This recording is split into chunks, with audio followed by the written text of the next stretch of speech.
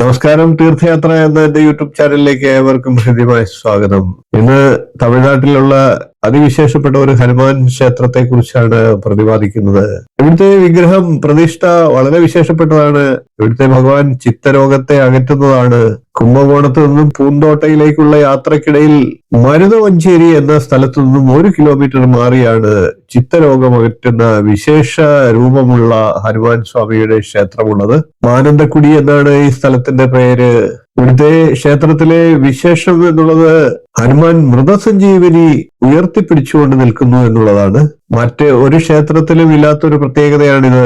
മൃതസഞ്ജീവനി മല ഉയർത്തിപ്പിടിച്ചുകൊണ്ടാണ് ഇവിടുത്തെ പ്രതിഷ്ഠയുള്ളത്. അതുകൊണ്ട് തന്നെ ഹനുമാൻ സ്വാമിയെ മംഗള ആഞ്ജനേയൻ എന്നാണ് ഇവിടുത്തെ ഭക്തർ വിളിക്കുന്നത്.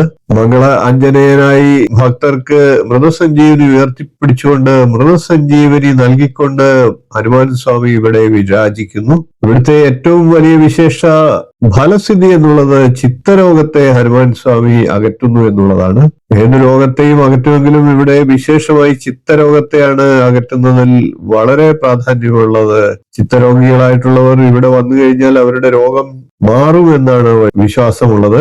അമാവാസി ദിവസം രാവിലെ കുളി കഴിഞ്ഞ് ഹനുമാൻ സ്വാമിക്ക് വെറ്റിലമാല സമർപ്പിച്ച് 5 നെയ്ദീപം കത്തിച്ചു വെച്ചുകൊണ്ട് അഭിഷേകവും ആരാധനയും ചെയ്താൽ ആ വ്യക്തിയുടെ ചിത്തരോഗം പൂർണ്ണമായിട്ട് മാറുമെന്ന് ഭക്തർ വിശ്വസിക്കുന്നു. അതിവിശേഷമാണ് ആനന്ദക്കുടിയിലെ ഈ ചിത്തരോഗത്തെ അകറ്റുന്ന മൃതസഞ്ജീവനി ഉയർത്തിപ്പിടിച്ചുകൊണ്ട് നിൽക്കുന്ന മംഗളസ്വരൂപനായിട്ടുള്ള ഹനുമാൻ. പോകാൻ സാധിക്കുന്നവർ ആ ക്ഷേത്രത്തിൽ ഒന്ന് ദർശനം നടത്തി പ്രാർത്ഥിക്കുക.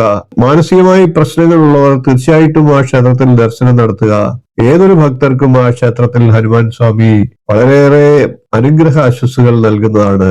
വീഡിയോ കാണുന്ന എല്ലാവർക്കും ആനന്ദക്കുടി മംഗള ആഞ്ജനേയ സ്വാമിയുടെ വിശേഷ അനുഗ്രഹം ഉണ്ടാകട്ടെ എന്ന് പ്രാർത്ഥിക്കുന്നു. വീഡിയോ ഇഷ്ടപ്പെട്ടുവെങ്കിൽ ഒന്ന് ലൈക്ക് ചെയ്യുക, ഷെയർ ചെയ്യുക, ചാനൽ ഒന്ന് സബ്സ്ക്രൈബ് ചെയ്യുക. നിങ്ങളുടെ അഭിപ്രായം കമന്റ് ആയിട്ട് അറിയിക്കുക. ഇനിയും ഇതുപോലുള്ള നല്ല നല്ല വിശേഷങ്ങളുമായി അറിവുകളുമായി നമുക്ക് വീണ്ടും കാണാം. നന്ദി, നമസ്കാരം, ശുഭദിനം.